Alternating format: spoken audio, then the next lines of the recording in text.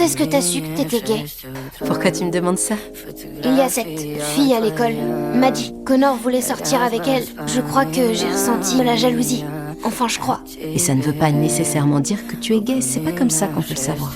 On t'aime comme tu es, parce que tu es tout. La veille encore, Jude avait pris l'initiative d'inviter Connor à jouer aux jeux vidéo. Mais Connor l'avait rejeté sans détour. Sur le coup, Jude s'était senti profondément blessé. Il ne comprenait pas pourquoi son meilleur ami avait changé à ce point en une journée. Et quand Jude n'a pas pu s'empêcher de lui demander des explications, les paroles de Connor l'ont laissé figé sur place. Je sais que c'est pas vrai, mais mon père veut pas que je dorme chez toi parce qu'il pense que t'es gay. Alors que je sais que c'est faux. Je suis désolé. Et si jamais c'était vrai? Comment ça? Est-ce que tu viendrais quand même dormir chez moi si j'étais vraiment gay?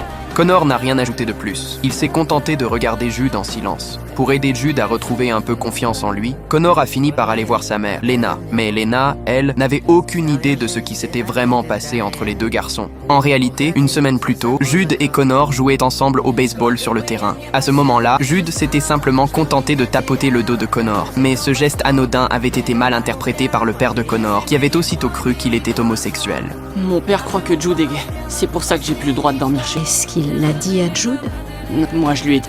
Tu lui as dit que tu croyais qu'il était gay? Non, je lui ai dit que mon père le croyait, mais je lui ai pas tenu tête et je pense que ça a fait de la peine à Jude. Et j'aimerais qu'il me reparle.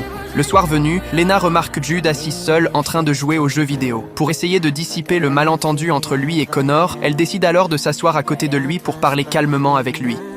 Connor est venu me parler tout à l'heure. Il m'a dit ce que son père a dit. Plus j'ai réfléchi et plus j'ai de la peine pour Connor. C'est sûrement dur de grandir avec tout ce jugement autour de soi. Je veux que tu saches que je suis très heureuse que tu sois notre fils. Et qu'il n'y a rien que tu ne puisses pas nous dire. Même si tu crois que c'est une chose qu'on ne veut pas entendre. D'accord? Mais Connor se contente de la regarder en silence. Voyant cela, Lena n'a d'autre choix que de s'éloigner pour le moment, en lui laissant le temps de retrouver son calme tout seul.